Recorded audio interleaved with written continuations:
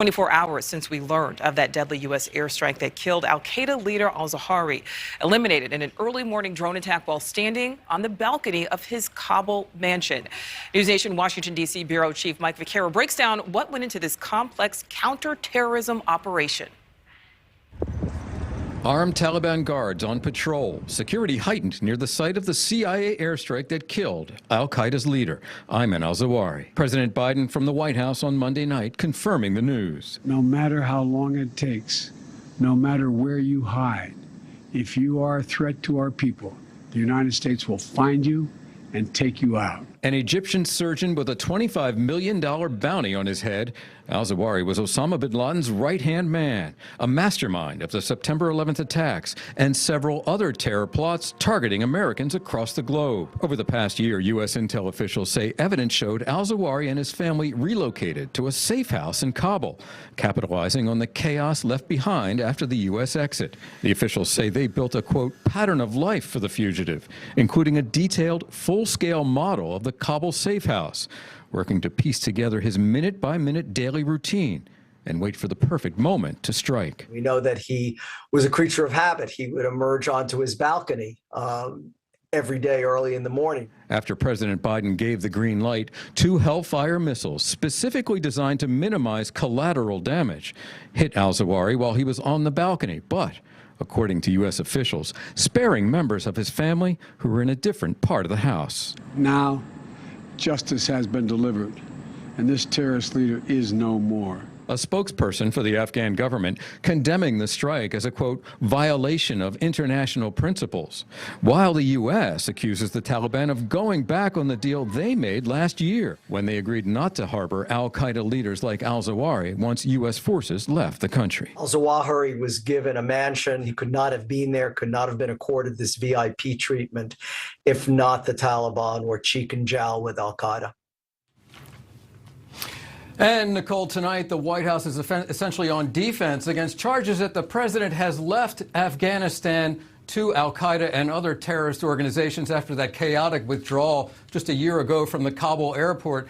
The president's spokesman, John Kirby, saying today that, yes, there are a small number, in his estimation, of al-Qaeda fighters left inside Afghanistan.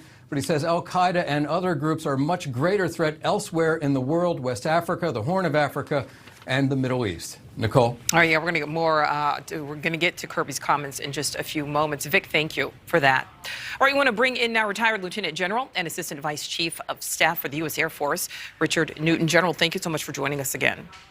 Good afternoon, Nichole. Pleasure to be here with you. Well, so we spoke just 24 hours ago here on Rush Hour. The big question, are we safer now that he is dead?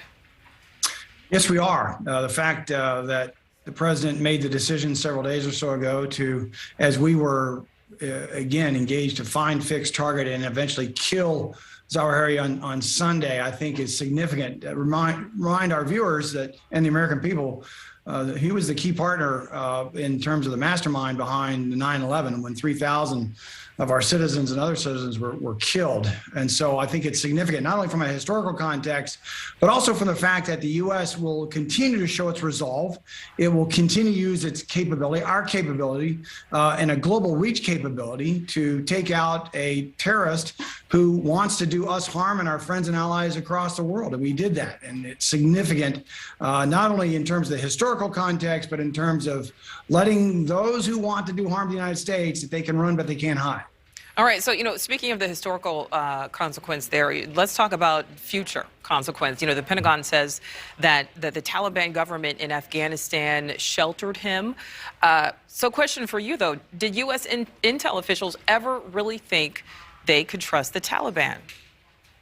No, you can't trust the Taliban at all. In fact, when we left, it's been reported the debacle of that withdrawal back in the end of August of last year left a void. The void was then no longer the Afghan government, who picked up and left, frankly, but left over to the Taliban, who are capable and willing to harbor terrorists, but they're also unable to prevent the harbor of terrorists such as ISIS-K, who they are enemies with, and to many great degree.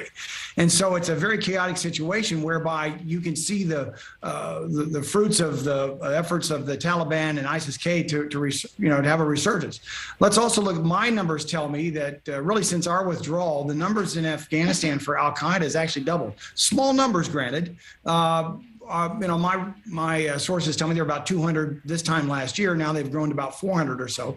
But the head of the snake has now been taken out. So we'll see where al-Qaeda goes from here. But also ISIS-K, which is another very formidable, terrorist group, has actually doubled also. And so America is safer tonight. I want the American people to know that. But we should not take our eye off the ball of the fact that we are still engaged in a global war on terror. There are still, terrorists out there who want to do us harm. Absolutely. And you mentioned taking out the head of the snake last night. You mentioned it again tonight. Is it possible that he was maybe planning another attack? Was there an urgency to this strike?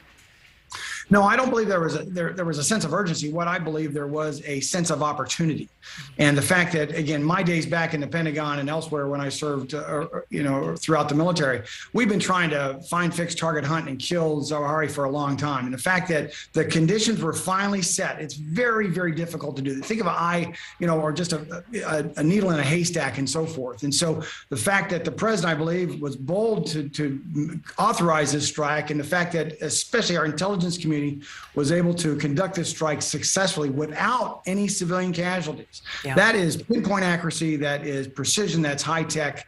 And so we are still an extraordinarily formidable, national security foe for anybody. Absolutely, and showing that on the world stage there. All right, General Richard Newton, thank you.